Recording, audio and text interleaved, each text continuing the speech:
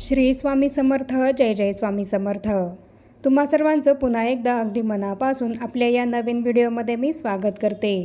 येत्या 15 एप्रिलला बुधवारी आहे स्वामी समर्थ महाराजांची पुण्यतिथी आणि स्वामी समर्थ महाराजांच्या पुण्यतिथीनिमित्त 9 एप्रिलपासून सप्ताह हा सुरू होणार आहे. स्वामी समर्थ महाराजांच्या केंद्रामध्ये मठामध्ये या 9 एप्रिल ते 15 एप्रिलपर्यंतच्या या सप्ताहाच्या कालामध्ये गुरुचरित्राचं पारायण हे होणार आहे. तर ज्यांना गुरुचरित्राचं पारायण स्वामी समर्थ महाराजांच्या केंद्रामध्ये जाऊन करणं शक्य असेल तर त्यांनी ते स्वामी महाराजांच्या केंद्रामध्ये जाऊन अवश्य करावं. आणि ज्यांना केंद्रात मठात पारायण करणं शक्य होत नसेल तर अशा सर्व स्वामी सेविकांनी घरी वैयक्तिक पारायण हे करायचं आहे.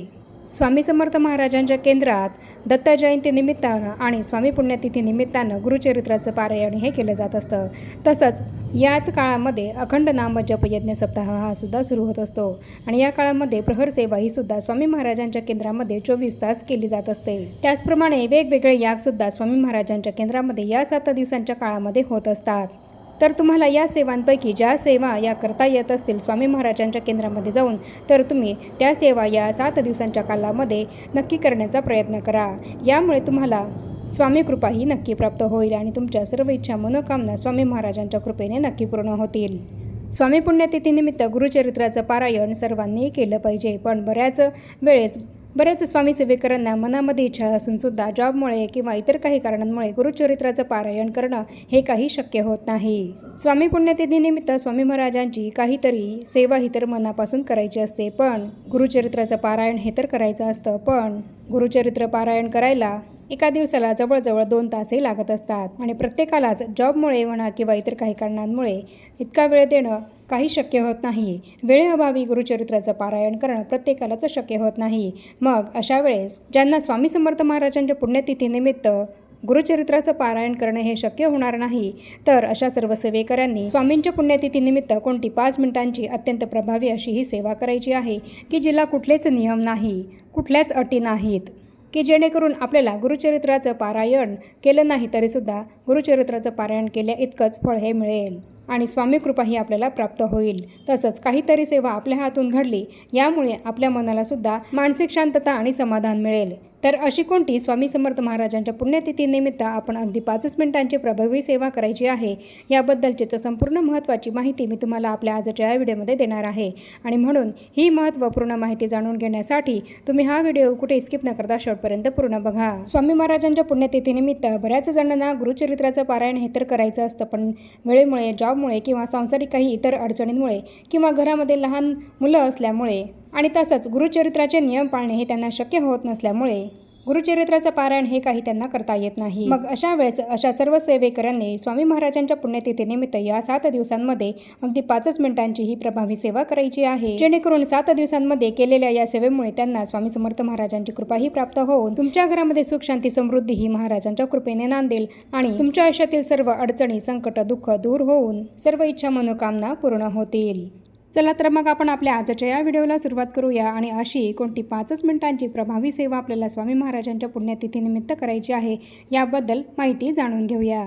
स्वामी समर्थ महाराजांची नित्य सेवा ही तर आपल्याला अगदी रोज नित्यनियमानं करायचीच असते, पण स्वामी महाराजांच्या पुण्यतिथीनिमित्त या 7 दिवसांच्या सप्ताहाच्या काळामध्ये ज्यांना इतर वेळेस सेवा करायला जमत नाही तर त्यांनी या 7 दिवसांमध्ये स्वामींची सेवा ही नक्कीच करायची आहे. स्वामींच्या पुण्यतिथीनिमित्त केलेल्या या 7 दिवसांच्या सेवेचे फळे आपल्याला अनंतपटीने मिळणार आहे आणि स्वामी महाराजांची आपण जी काही सेवा करत असतो तर ती सेवा कधीच वाया जात नाही.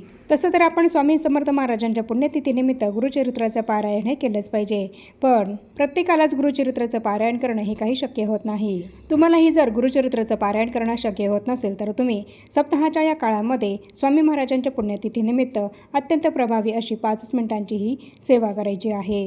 मग ही सेवा तुम्ही सकाळी किंवा संध्याकाळीही केली तरीही चालेल, फक्त रोज एकच वेळ ठरवून आपल्याला ही सेवा करायची आहे. मग ही सेवा जर तुम्ही पहिल्या दिवशी सकाळी सुरू केलीत तर तुम्हाला ती सकाळीच करायची आहे आणि जर पहिल्या दिवशी संध्याकाळी केली तर इतरही दिवस तुम्हाला ही सेवा संध्याकाळीच करायची आहे. 9 एप्रिल ते 15 एप्रिल या सप्ताहाच्या 7 दिवसांच्या काळामध्ये आपल्याला ही सेवा करायची आहे. फक्त दुपारी 12 ते 12:30 ही जी वेळ आहे तर ती वेळ सोडून आपल्याला इतर वेळेस ज्यावेळेस तुम्हाला सेवा करायला जमत असेल त्यावेळेला तुम्हाला ही सेवा करायची आहे. फक्त दुपारी 12 ते 12:30ची वेळ सोडून इतर वेळेस तुम्ही दिवसभरामध्ये जमेल तेव्हा ही सेवा करू शकतात. तसंच महत्त्वाचं म्हणजे जर तुम्हाला मासिक धर्म असेल किंवा सुतक असेल तर फक्त तेव्हा तुम्हाला ही सेवा करता येणार नाही. आणि या सेवेला फक्त मोजून 5 मिनिटं हे आपल्याला लागणार आहे. त्यामुळे तुम्ही जरी जॉब करत असाल तरी सुद्धा तुमची इच्छा असेल तर तुम्ही स्वामी महाराजांच्या पुण्यतिथीनिमित्त ही सेवा नक्की करू शकता. ज्याप्रमाणे गुरुचरित्राचं वाचन केल्यानंतर पारायण केल्यानंतर आपल्याला मानसिक शांतता मिळते त्याचप्रमाणे ही सेवा केल्याने सुद्धा आपल्याला मानसिक शांतताही मिळणार आहे.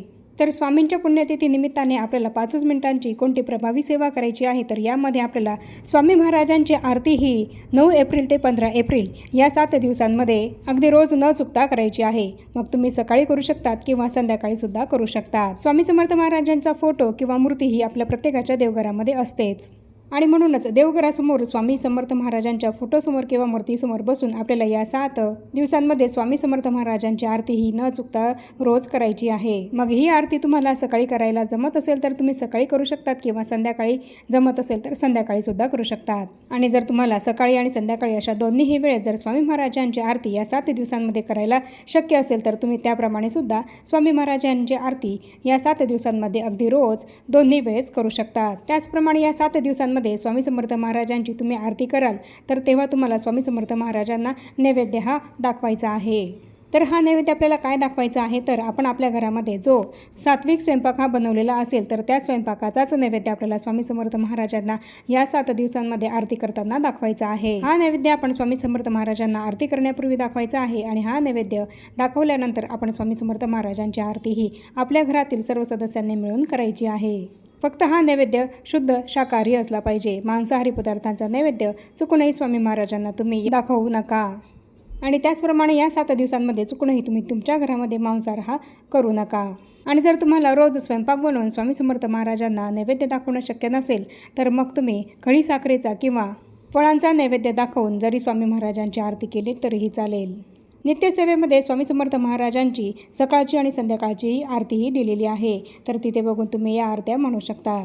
आणि जर तुमच्याकडे हे पुस्तक नसेल तर तुम्ही यूट्यूबला लावून देऊन त्याप्रमाणे स्वामी महाराजांची आरती करू शकतात. त्याचप्रमाणे आपली पुढची महत्त्वाची सेवा आहे आणि ती सुद्धा अगदी 5 मिनिटांची आहे. ती म्हणजे श्री स्वामी समर्थ या षडाक्षरी मंत्राचा जप. तर स्वामी महाराजांच्या पुण्यतिथीनिमित्त रोज आपल्याला न चुकता या 7 दिवसांच्या काळामध्ये 108 वेळा म्हणजेच 1 माळी जप हा श्री स्वामी समर्थ या मंत्राचा करायचा आहे. मग सकाळी करा किंवा संध्याकाळी करा आणि जर दोन्हीही वेळेस शक्य होत असेल तर दोन्ही वेळेस अवश्य करा. आणि या सेवेला सुद्धा अगदी 5 मिनिटं हे आपल्याला लागतील. आणि हा जप करत असताना आपल्याला कुठलीही घाई गडबड ही करायची नाहीये. पूर्ण श्रद्धेने विश्वासाने आणि पूर्ण मन लावून आपल्याला स्वामी समर्थ महाराजांच्या षडाक्षरी मंत्राचा जप हा 108 वेळा म्हणजेच 1 माळी करायचा आहे. ही सेवा सुद्धा तुम्हाला ज्या वेळेला करणं शक्य होईल त्यावेळेला तुम्ही करू शकतात. फक्त ही सेवा करताना सर्वात आधी तुम्हाला स्वामी समर्थ महाराजांच्या फोटोसमोर आपल्या देवघरासमोर दिवा प्रज्वलित करायचा आहे आणि धूप अगरबत्ती लावून घ्यायची आहे आणि त्यानंतर आपल्याला जपाला सुरुवात करायची आहे. आणि जेव्हा तुम्ही श्री स्वामी समर्थ या मंत्राचा जप कराल तेव्हा तुमच्या मनामध्ये डोक्यामध्ये इतर कुठलेही विचार हे तुम्ही येऊ देऊ नका. यावेळेस फक्त तुम्हाला तुमचं मन शांत ठेवून श्री स्वामी समर्थ महाराजांच्या या मंत्राचा जप करायचा आहे आणि स्वामी समर्थ महाराजांची मूर्ती ही डोळ्यासमोर ठेवून आपल्याला हा जप करायचा आहे. त्याचप्रमाणे तिसरी आणि महत्त्वाची अशी साधी सोपी सेवा आहे ती म्हणजेच एकश्लोकी गुरुचरित्राचं पठण करणं होय. हे एकश्लोकी गुरुचरित्र याचं रोज नित्य नियमाने या 7 दिवसांमध्ये जर आपण पठण केलं तर यामुळे आपल्याला संपूर्ण गुरुचरित्राचं पारायण केल्याचं पुण्यफळ हे मिळेल. आणि म्हणूनच जर तुम्हाला गुरुचरित्राचं पारायण करणं शक्य होत नसेल तर या 7 दिवसांमध्ये तुम्हाला या एकश्लोकी गुरुचरित्राचं पठण हे दररोज 7 दिवस करायचं आहे. एकश्लोकी गुरुचरित्रामध्ये मोजून 4 ओळी आहे. मग तुम्ही या 4 ओळींचं पठण रोज नित्य नियमानं या 7 दिवसांमध्ये 11 वेळा सुद्धा करू शकतात. आणि हे एकश्लोकी गुरुचरित्र काय आहे तर ते मी तुम्हाला खाली डिस्क्रिप्शनमध्ये लिहून देत आहे. तिथे बघून तुम्ही ते म्हणू शकतात. तर याप्रमाणे हे एकश्लोकी गुरुचरित्रसुद्धा आपल्याला या 7 दिवसांमध्ये रोज न चुकता 11 वेळा पठण करायचं आहे. सकाळी करा किंवा संध्याकाळी करा तुमच्या वेळेनुसार. देवघरासमोर बसायचं आहे, आसन टाकून दिवा अगरबत्ती लावायचा आहे आणि या श्लोकाचं पठण आपल्याला करायचं आहे. या 7 दिवसांमध्ये या श्लोकाचं पठण केल्यामुळे तुमची जी काही कठीणातली कठीण समस्या असेल ती नक्की दूर होईल आणि तुमची जी कुठली इच्छा असेल तर ती इच्छासुद्धा नक्की पूर्ण होईल। त्याचप्रमाणे तुम्ही या 7 दिवसांमध्ये स्वामी स्तवन हे सुद्धा न चुकता रोज एक वेळेस पठण करू शकतात। तसंच स्वामी समर्थ महाराजांचं अक्कलकोट स्तोत्र हे सुद्धा तुम्ही या 7 दिवसांमध्ये रोज एक वेळेस पठण करू शकतात। त्याचप्रमाणे स्वामी समर्थ अष्टक हे स्तोत्रसुद्धा तुम्ही या 7 दिवसांमध्ये रोज न चुकता एक वेळेस म्हणू शकता। त्याचप्रमाणे तारक मंत्र हा सुद्धा तुम्ही या 7 दिवसांमध्ये पठण करू शकता आणि 11 वेळेस पठण करणं शक्य असेल तर 11 वेळेस अवश्य पठण करा। त्याचप्रमाणे तुम्ही स्वामी समर्थ महाराजांची सहस्रनामावलीसुद्धा या 7 दिवसांमध्ये रोज एक वेळेस पठण करू शकता।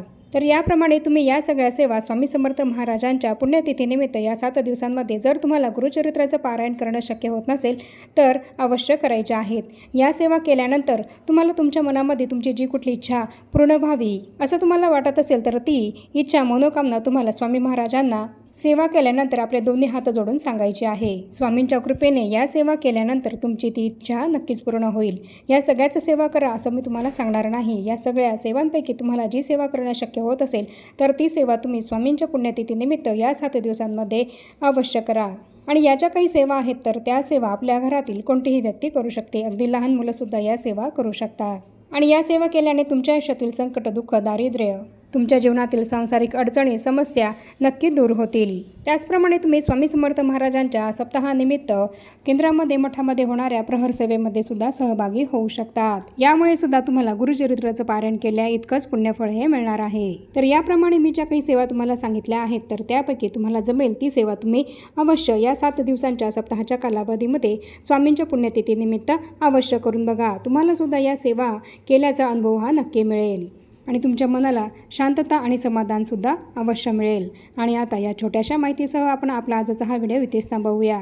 चॅनलवर जर तुम्ही पहिल्यांदाच आला असाल तर चॅनलला जरूर सबस्क्राईब करा आणि या व्हिडिओला जास्तीत जास्त लाईक आणि शेअरसुद्धा नक्की करा, म्हणजे या सेवा इतरांनासुद्धा कळतील आणि त्या सेवा इतरांकडूनसुद्धा होतील।